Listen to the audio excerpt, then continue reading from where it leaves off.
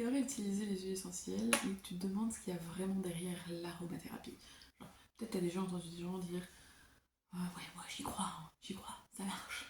Ou au contraire, je crois pas du tout, laissons ça de côté, c'est remède de bonne femme là. C'est n'importe quoi. Est-ce que ça peut être à la fois scientifique et avoir un côté beaucoup plus subtil, énergétique, les huiles essentielles? Est-ce qu'il y a besoin d'y croire pour que ça marche? Spoiler, non. Bienvenue dans cette vidéo, je suis ravie d'aborder ce sujet de l'aromathérapie, l'approche scientifique et l'approche énergétique avec toi. Parce que moi, quand je me suis lancée en tant que praticienne en bien-être holistique, je me suis vraiment intéressée à l'aromathérapie purement scientifique. J'avais ce besoin d'avoir des études, d'avoir des preuves, que ce soit voilà, presque visible en fait, physiquement les effets.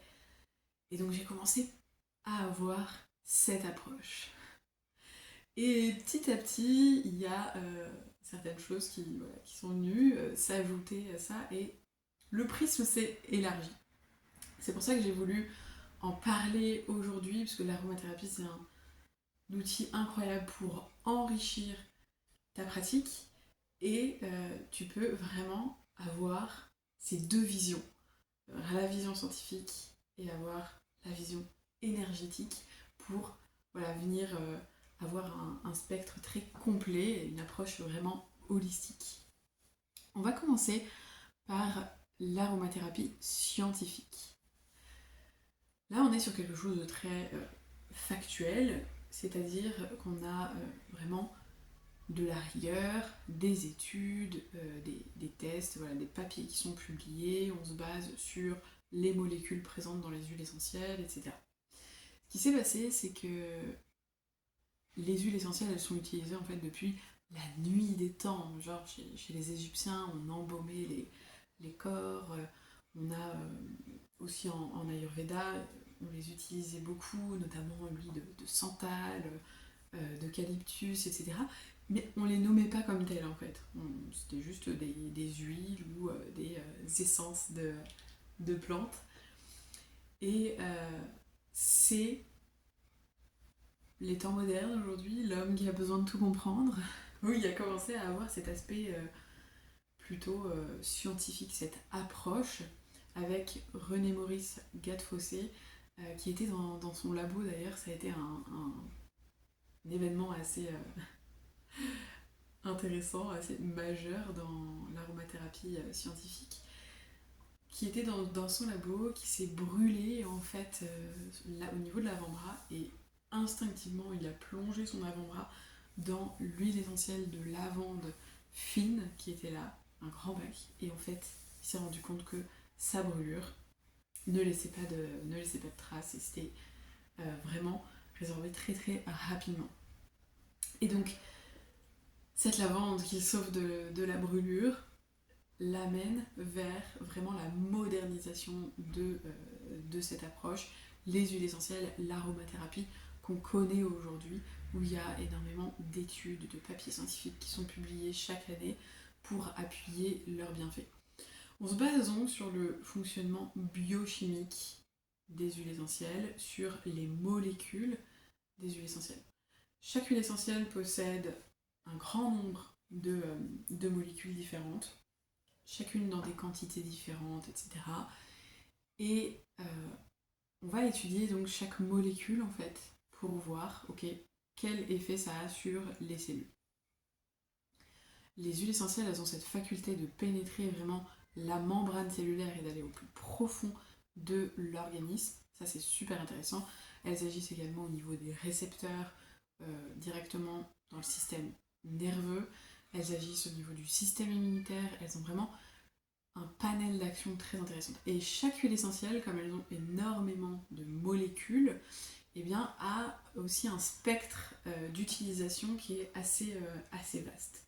C'est intéressant parce que du coup, avec une dizaine d'huiles essentielles, on peut déjà faire plein de choses différentes.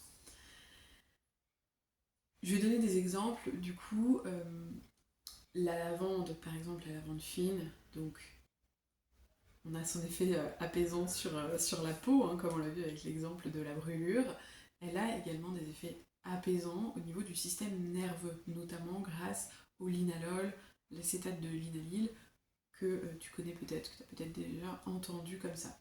Mais ça, c'est très intéressant pour apaiser l'anxiété, le stress, etc. Donc on fait vraiment le lien comme ça. Le titri, arbre à thé, lui, il est très antibactérien, très purifiant. Ok, donc anti-infectieux, antifongique, etc. Très très purifiant. Ensuite, si on a par exemple le géranium rosa, euh, lui va être intéressant pour tout ce qui est équilibre hormonal, par exemple. Soutien des fonctions digestives au niveau du gros intestin également.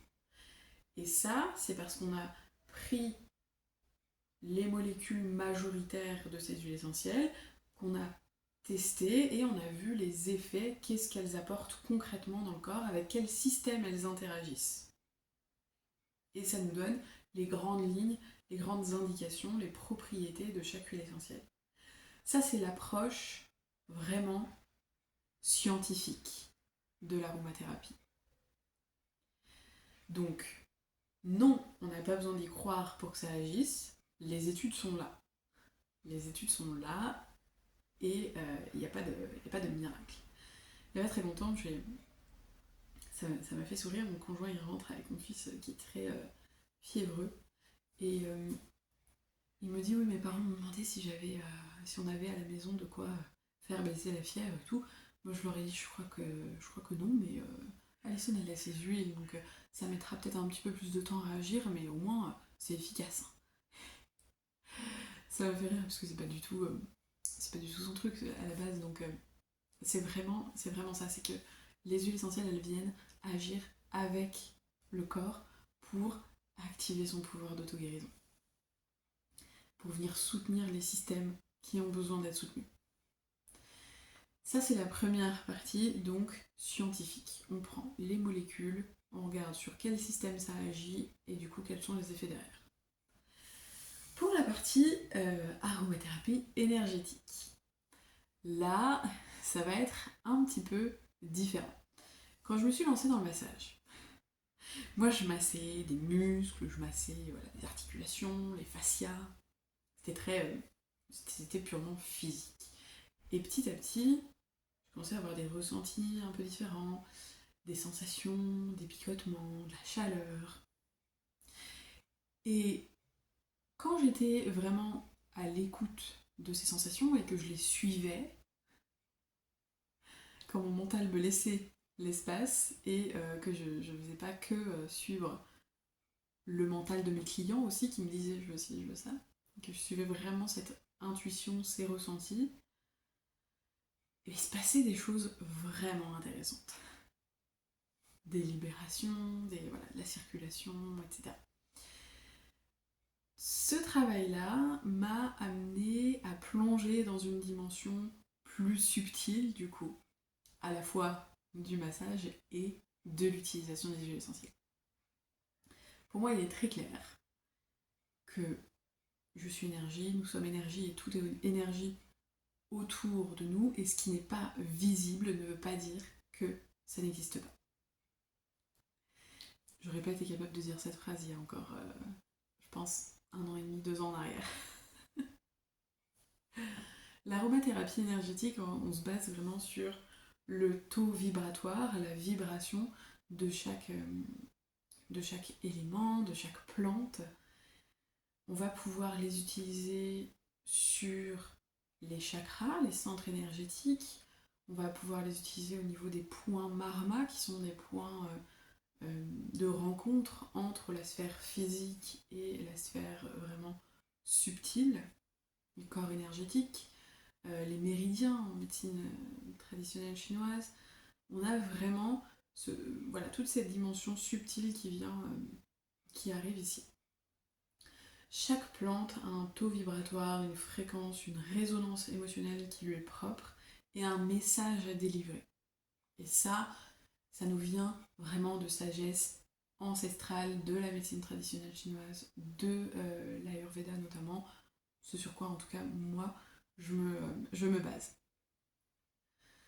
Quelques exemples pour vous donner des pistes concrètes d'utilisation. Par exemple, l'encens. L'encens, c'est la reine des huiles.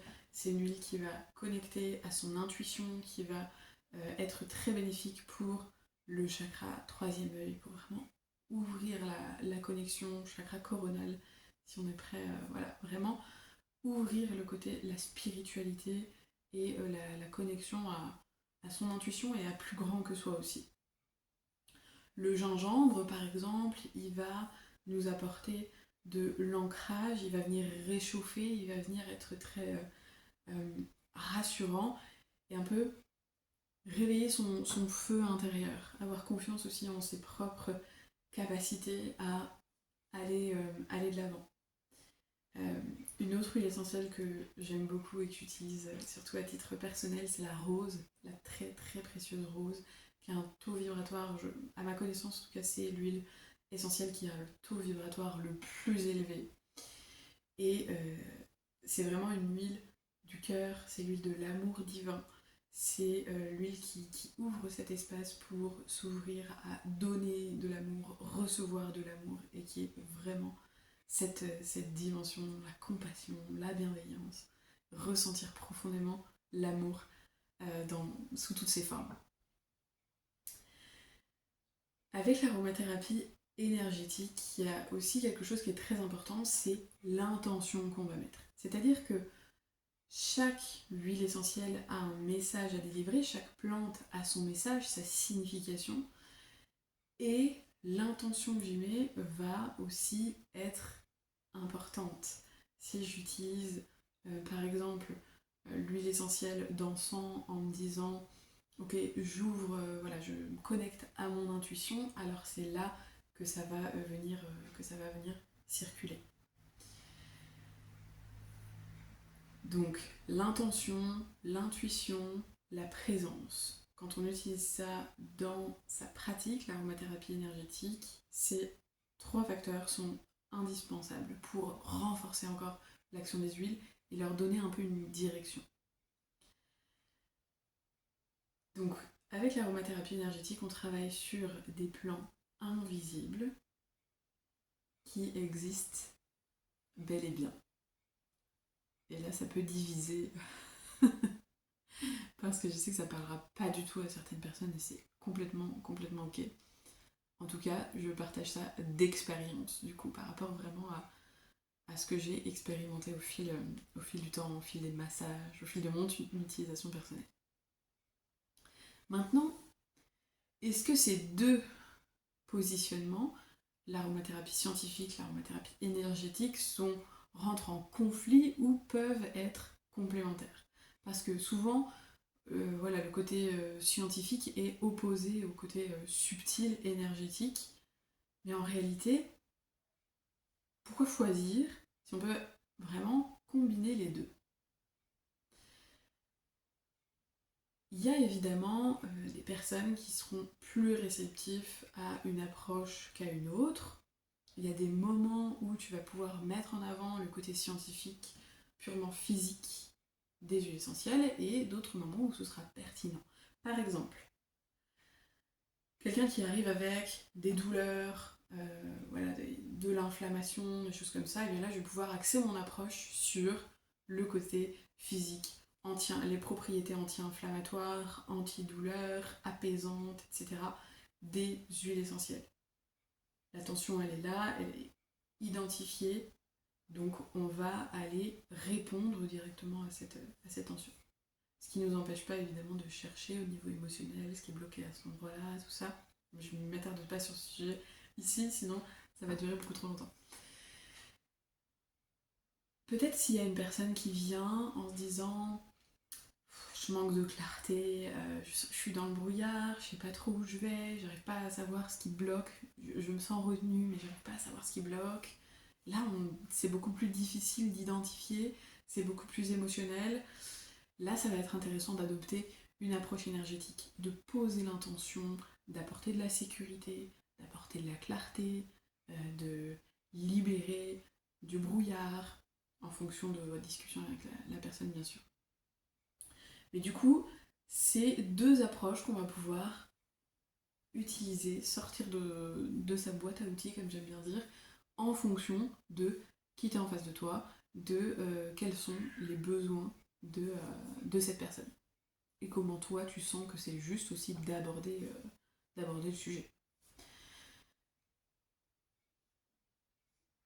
Quand on commence à mettre vraiment ça en place, c'est là où l'aromathérapie devient véritablement un outil de transformation holistique, puisqu'on prend toutes les dimensions de l'être en considération. Les corps physiques, les corps, le corps émotionnel, mental, et le corps énergétique. Et ça fait toute la différence. Donc je t'invite à te poser là une seconde et à me dire en commentaire quelle approche te parle le plus. C'est intéressant. Maintenant, à toi de jouer, de choisir, ou pas, t'as compris, quelle approche tu vas mettre en avant, comment tu veux aborder les huiles essentielles dans ta pratique, comment elles vont venir enrichir ce que tu proposes, enrichir tes soins et renforcer les bienfaits aussi que tu apportes. Si tu veux aller plus loin et te former à l'aromathérapie sous toutes ses formes du coup, parce que c'est ça qui est intéressant, je t'invite à télécharger la conférence gratuite à disposition dans la description et puis tu vas pouvoir découvrir comment je t'accompagne à révolutionner tes soins grâce à ces deux approches. Je te dis à très vite dans une prochaine vidéo. Dis-moi en commentaire quelle est l'approche qui te parle le plus et qu'est-ce que tu vas mettre en avant dès demain. Ciao.